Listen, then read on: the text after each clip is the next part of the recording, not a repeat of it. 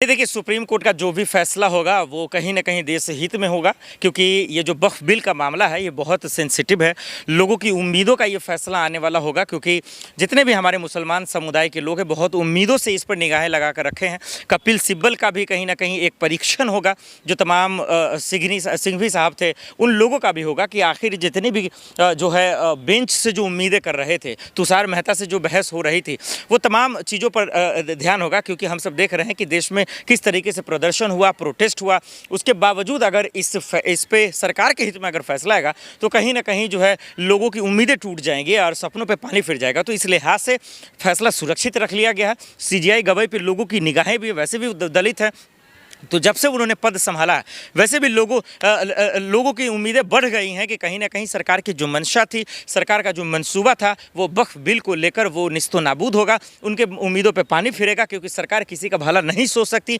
ये बात तमाम देश के लोग कहते जा रहे हैं, चाहे वो संजय सिंह हो या फिर इकरा हसन हो या इमरान प्रतापगढ़ी हो, ये तमाम वो नेता जो आए दिन हर मंच से प्रेस कॉन्फ्रेंस कर रहे हैं, वीडियो डाल रहे हैं, हम फॉरवर्ड न्यूज़ के माध्यम से सुना भी रहे हैं। तो मुझे लग रहा है कि इतना आवाज़ उठने के बावजूद अगर मुसलमानों के हित में ये फैसला नहीं आता है तो कहीं ना कहीं उनके साथ अन्याय होगा। लेकिन सवाल ये भी खड़ा हो रहा है, जो कोर्ट की तरफ से टिप्पणी आई थी, ये संसद द्वारा पारित हुआ हाँ, कानून है। बिल्कुल, हाँ, उस तरीके से छेड़छाड़ नहीं, बात बिल्कुल सही है। पार्लियामेंट से पास हुआ, लोकसभा से, राज्यसभा से, लेकिन वहाँ आपकी संख्या ज़्यादा है। इसका मतलब कोई भी बिल थोड़ी पारित कर लीजिएगा या पास करवा लीजिएगा। मैं मानता हूँ वहाँ आपकी संख्या ज़्यादा है, सांसदों की संख्या ज़्यादा है। इसका ये मतलब नहीं कि कोई भी कानून आप लाएंगे जो बिना किसी के मशवरा के, बिना किसी, भले ही सरकार कह रही है कि मैंने भाई लाखों मुसलमानों से मशवरा किया है, उसमें गैर मुस्लिमों को इंक्लूड कर लिया। भाई जो अल्लाह की ज़मीन है, जो उनकी प्रॉपर्टी है, जो उनकी दौलत है, जिस पर मुसलमानों का हक है, तकसीमों का, गरीबों का हक है, आप उस पर छेड़छाड़ करना क्यों चाहते हैं? उसके बीच में अरंगा क्यों डालना चाहते हैं? ये बहुत बड़ा सवाल है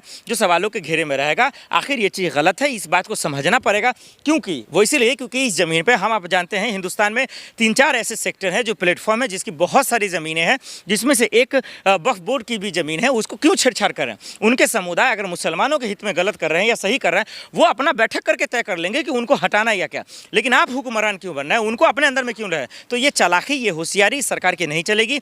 उनकी जो मंशा है, भले वो कह कुछ रहे हैं, चाहे वो देखिए आप बात कर लीजिए 3 नए कृषि कानून की बात कर लीजिए, एनआरसी की बात कर लीजिए, सीएनआरसी की बात कर लीजिए। आप जब बहुत सारे बिल वो लेकर आए इस दौर में, जो ड्राइवर की बात कर लीजिए, जो उनकी मंशा ठीक नहीं थी, जिसकी वजह से उन्हें वापस लेना पड़ा। इस लिहाज से ये चीज़ देखना पड़ेगा, ये समझना पड़ेगा कि सरकार बोलती कुछ है, करती कुछ, सोचती कुछ है, होता कुछ है। इस वजह से लोगों का भरोसा नहीं है, भरोसा होना भी नहीं चाहिए। जिसकी जो ज़मीन है, जिसकी जो प्रॉपर्टी है, जिसका जो हक है, उसको दे देना चाहिए। इसमें दाएँ बाएँ नहीं होना चाहिए। सरकार तो कह रही है जो सिर्फ और सिर्फ जो पिछले दायरे के जो लोग हैं मुस्लिम समुदाय के, उसका हक बनता हुआ जा रहा है, वो उस प्रॉपर्टी पर कब्जा करते हुए दिखाई दे रहे हैं। इसलिए हम ये कानून मैं वो ही बोला, मैंने यही कहा कि आप दलीलें देखें, कपिल सिब्बल की दलीलें देखें, तुषार मेहता की दलील देखें।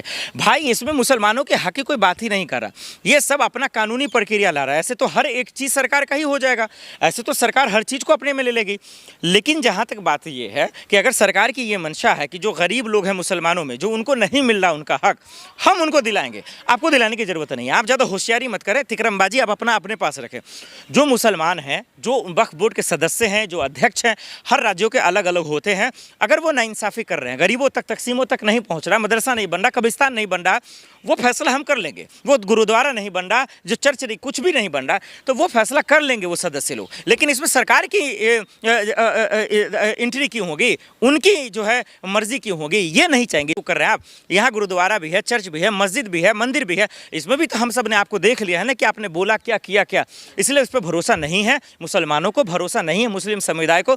यही वजह है कि वक्फ बिल का विरोध हो रहा है। और जितने भी सांसद हैं, चाहे वो हिंदू है, मुस्लिम है, सिख, ईसाई, सब लोग विरोध कर रहे हैं। आम आदमी पार्टी के सांसद संजय सिंह हैं, वो विरोध कर रहे हैं। बहुत सारे पूर्व सांसद वो कर रहे हैं, प्रोफेसर साहब कर रहे हैं, इकरा हसन जी कर रही हैं, और बहुत सारे लोग हैं। देखिए संभल के सांसद हैं, वो भी कर रहे हैं।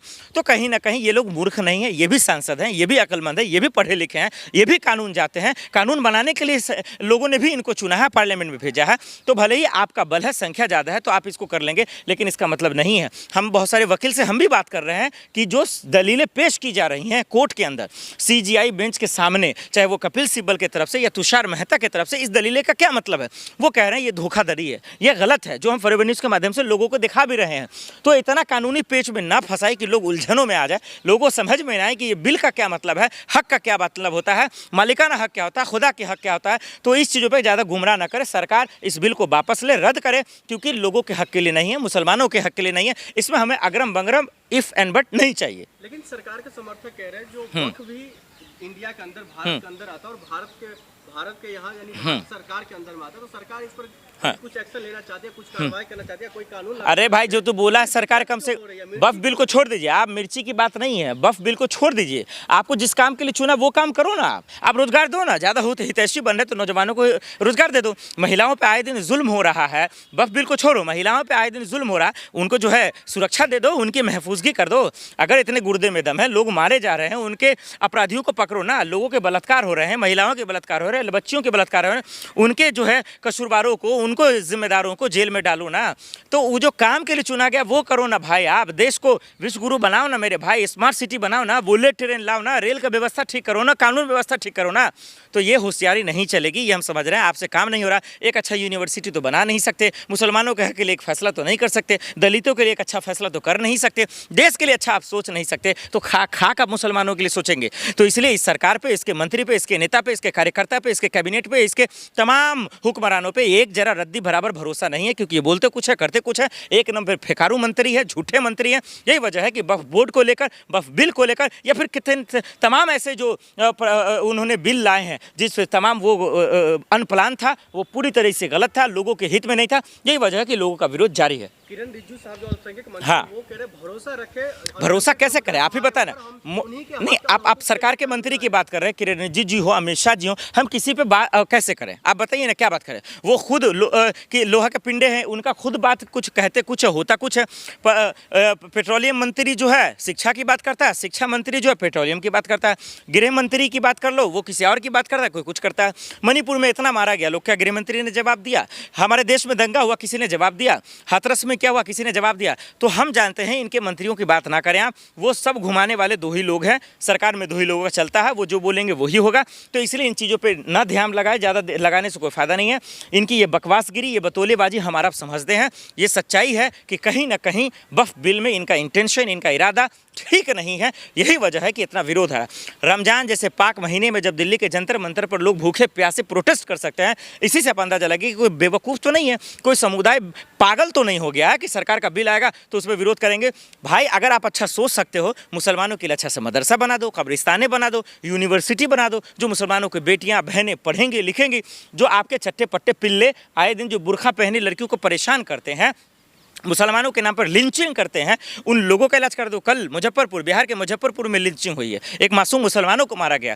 किस वजह से? बस खाली हिंदू मुसलमान। यहाँ हमला होता है और सुरक्षा में चूक आपसे होती है, लेकिन हिंदू मुसलमान करवाते हैं आपके नेता है। हो सकता है तो उनको ठीक कीजिए ना, कानून व्यवस्था सिस्टम ठीक कीजिए। आप किसी का हुक्मरान मत बनिए, किसी के लिए फ़ायदे के लिए ज़्यादा सोचने का काम मत कीजिए। यही वजह है कि कहीं ना कहीं नुकसान होते जा रहा है। वक्फ बिल वापस होना चाहिए, रद्द होना चाहिए। मुसलमानों के हक में उम्मीद है कि फैसला ज़रूर आएगा।